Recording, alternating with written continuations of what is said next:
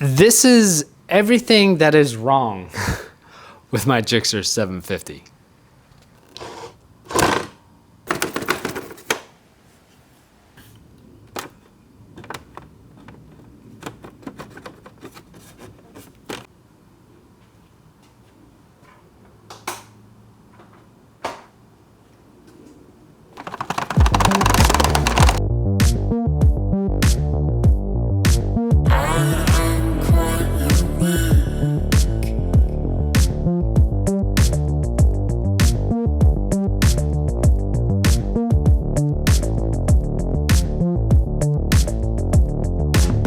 Although in pictures, this thing actually looks really good. And unfortunately, in real life, it does not. When I bought this thing, I asked the previous owner, hey, has it ever been dropped? He told me no, has rash on it. He also swore that he never took it above 90, and he was very proud of that it was able to go 90, no problem.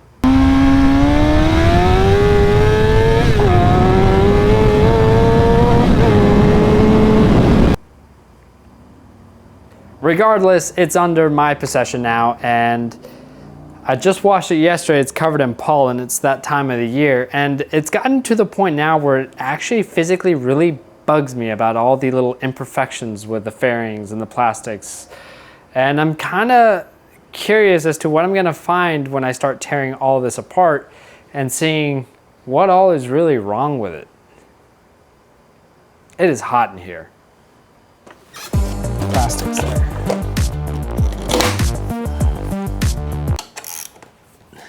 Another funny fact of when I bought this thing, he just had the tires put on it because one of his big selling points is that it's got brand new tires, although the rear axle was left loose. So that was very comforting to begin with. After that, I took it to the shop and tore it apart. It had a bad misfire. I ended up putting spark plugs and stuff in it, which fixed all of that, and it started running like a champ.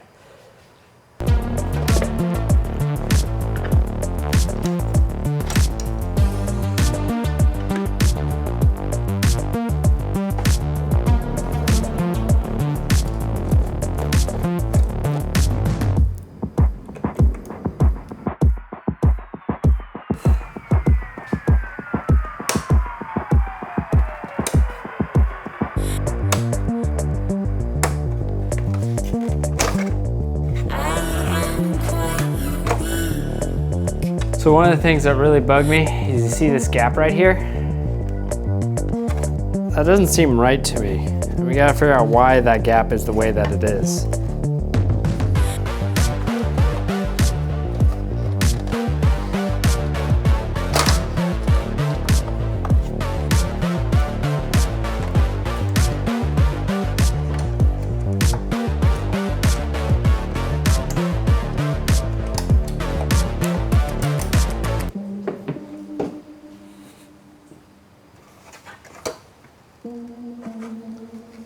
Okay, so why are you so loose?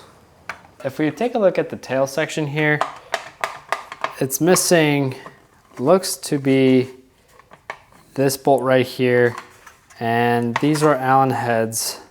So I feel like I can tighten most of this, and if I tighten that, it snugs up the rear tail light, which is something I would really love to do. And next is I need to take the turn signals off and see why I have such an awful gap. And if is it because the plastic's broken, or is it because this guy isn't set in there perfectly?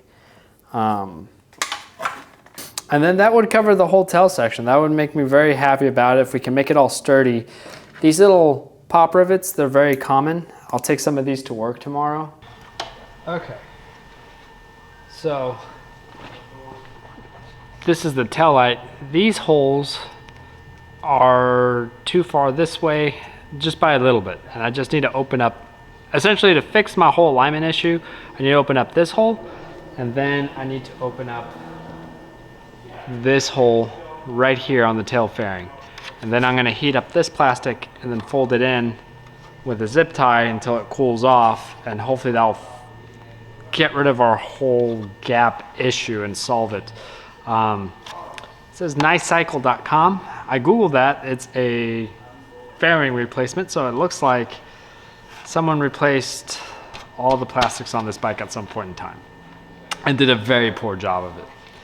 And we're going back and fixing their work. Really get the screw on there anymore. Very carefully. So to play, these bolts are tight.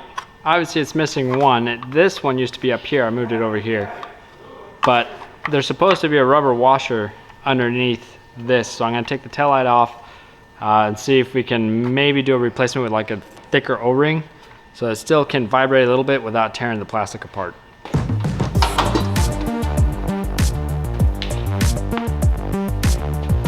Actually, I'm gonna use some copper.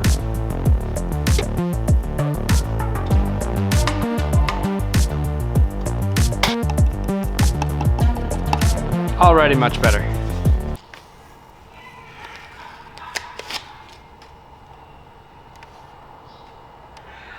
It's better. Look at that. Actually, we can get the old one for comparison. Looks a lot better. Now do it to this one.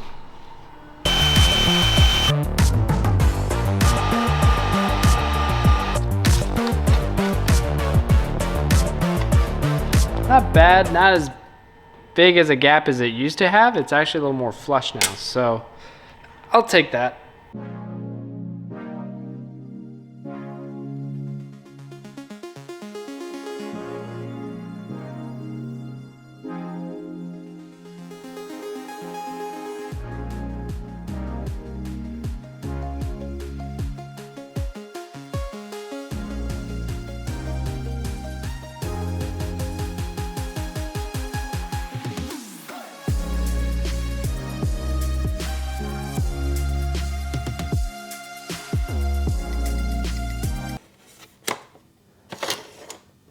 Oh, you came up here.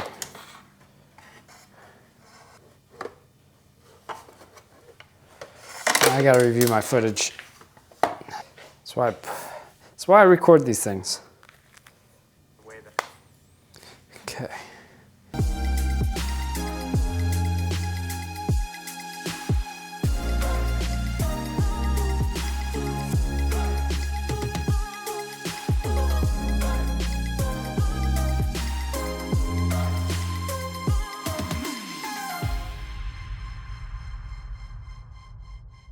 Open it.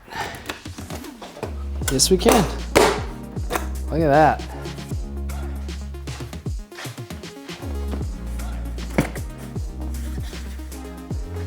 Another fun fact when I bought this thing, the seats didn't have bolts in them.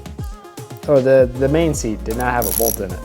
Both of them. I hit a bump on the highway and it popped off.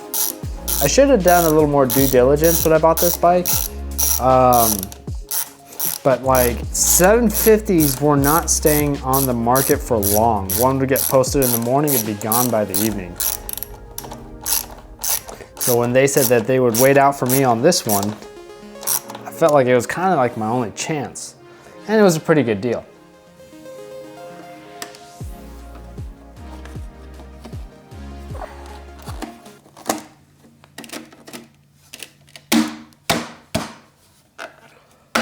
She looks so damn good without the license plate.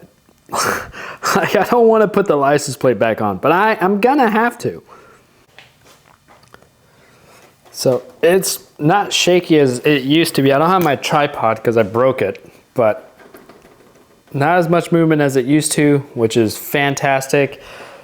Still a little bit of shimmy on the taillight, but it's not anywhere as bad as it was before. So I'm pretty happy about that. Focus, focus, focus, focus. Thank you. I know like midway through the video, I didn't have a lot of enthusiasm. I was actually in a lot of pain. I managed to hurt myself during work and pull a muscle on my back, and it was debilitating. I've suffered damn near third-degree burns on this arm right here, and the pain was pretty much on par in comparison.